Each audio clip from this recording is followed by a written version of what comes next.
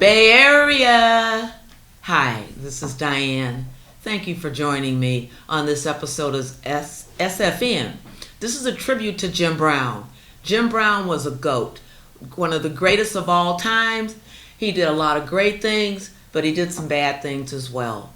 And he's only human, just like most of us, that he did make some mistakes. But this is a tribute to Jim Brown.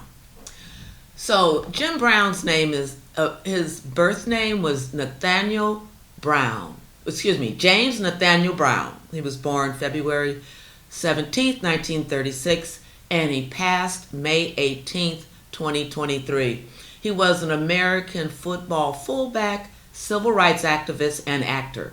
He played for the Cleveland Browns of the National Football League from 1957 through 1965, considered to be the GOAT, the greatest running back of all time, as well as one of the greatest players in NFL history.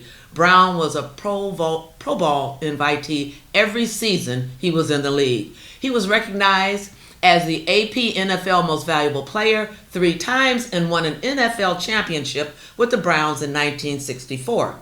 He led the company in rushing yards in 8 out of 9 seasons, and by the time he retired, he held the most major rushing record. In 2002, he was named by Sporting News as the greatest professional football player ever. Brown earned a unanimous All-America honors playing college football at Syracuse University, where he was an all-around player for the Syracuse Orange Men football team. The team later retired his number 44 jersey, and he was inducted into the College Football Hall of Fame in 1995. He is also widely regarded as one of the greatest lacrosse players of all time, and the Premier Lacrosse League MVP award is named in his honor. Brown also excelled in basketball and track and field. Jim Brown's most important legacy Jim Brown leaves behind was one of the few athletes among the most prominent African Americans, and you're seeing this picture now, to speak out on racial issues as the civil rights movement.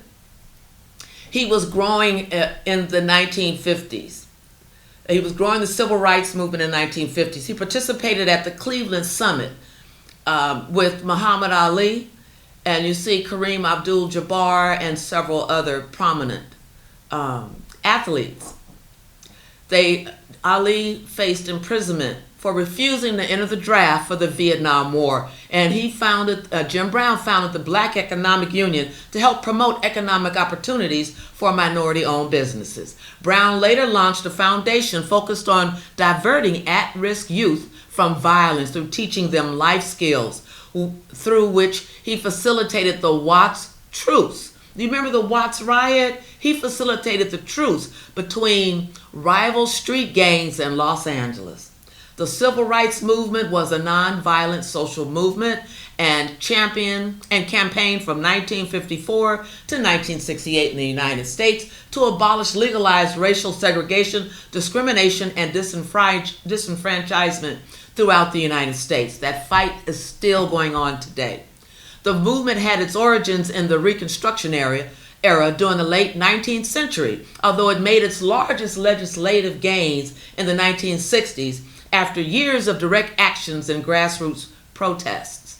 The social movement's major nonviolent resistance and civil disobedience campaigns eventually secured new protections in federal law for the civil rights of all Americans.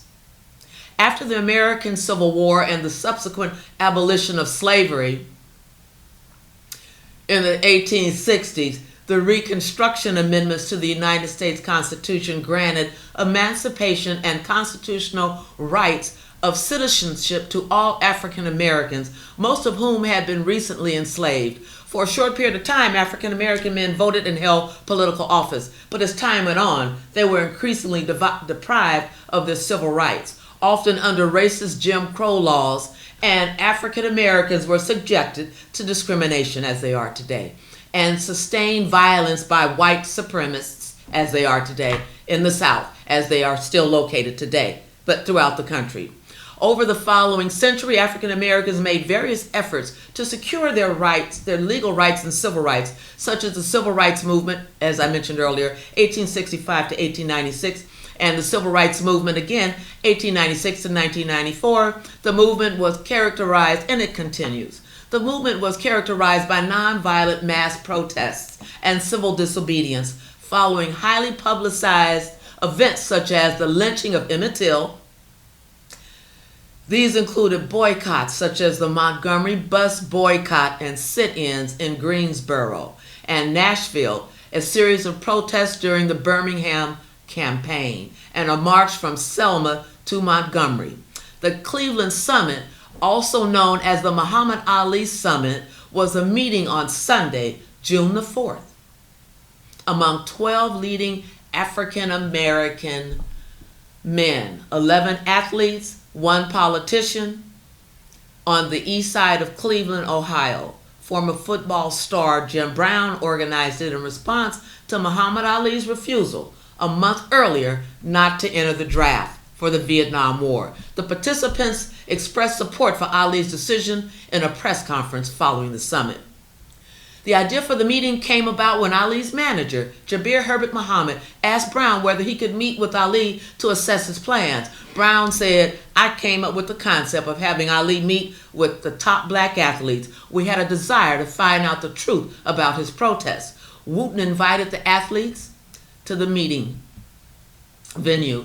The meeting took place in an office on Elsett Avenue, alternatively described as the Negro Industrial Building or the Office of the Negro Industrial Economic Union, an African American empowerment organization founded by Brown and later called the Black Economic Union. The members were specifically Kareem Abdul-Jabbar, Muhammad Ali, Walter Breach, of course Jim Brown, Willie Davis, Curdy McClinton, Bobby Mitchell, Bill Russell, Jim Shorter, Carl Stokes, Sidney Williams, and again, John Wooten. Brown's memorable professional career led to his induction into the Pro Football Hall of Fame in 1971. His football accomplishments at Syracuse garnered him a berth in the College Football Hall of Fame in 1995. Brown was inducted into the National Lacrosse Hall of Fame in 1983. Brown is the only NFL player to average 100 rushing yards per game for their career. In 118 career games, he averaged 104.3 yards per game and 5.2 yards per carry. Only Barry Sanders, 98.8 yards per game and 5.0 yards per carry, comes close to these totals. For example, the Hall of Famer Walter Payton averaged only 88 yards per game during his career with 4.4 carries per average. Emmitt Smith averaged only 81.2 yards per game with 4.2 yards per carry average. Brown held the yards per carry record for a running back, minimum 750 carries from his retirement in 1965 until Jamal Charles broke the record in 2012. ESPN Sports Century in 1999 ranked Brown 4th among the 50 greatest athletes of the 20th century, trailing only behind Muhammad Ali, Babe Ruth, and Michael Jordan.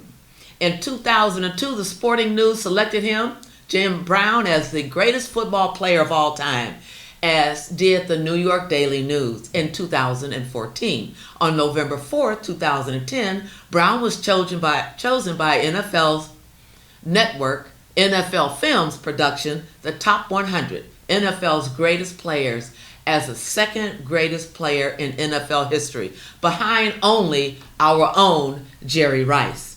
In 2019, he was selected as one of the 12 running backs on the NFL 100th anniversary all-time team. On January 13, 2020, ESPN named Brown the greatest football player of all time during a ceremony at the College Football Playoff National Championship game, celebrating the 150th anniversary of college football. Brown died of natural causes at 87 years old on May 18th. At his home in Los Angeles, he died with his wife by his side. Tributes from the sports world and beyond soon poured in, with former NFL running back Barry Sanders posting on Twitter, You can't underestimate the impact Jim Brown had on football. Emmitt Smith, the NFL's all-time leader in rushing yards, wrote, "He is and was a true legend in sports and in the community, using his platform to help others." NFL Commissioner Roger Goodell said Jim Brown was a gifted athlete, one of the most dominant players to ever step on any athletic field, but also a cultural figure who helped promote change. In a tribute, LeBron James, we all know he's an NBA star, wrote, "We lost a hero today. Rest in paradise to the legend Jim Brown. I hope every black athlete takes the time to educate themselves about this incredible man and what he did to change all of our lives. We all stand on your shoulders, Jim Brown." Barack Obama, the 44th president and the first black president of the United States, wrote, "I was too young to remember Jim Brown's playing days, but I knew his legacy. One of the greatest football players ever, he was also an actor and an activist, speaking out on civil rights and pushing other black athletes to do the same."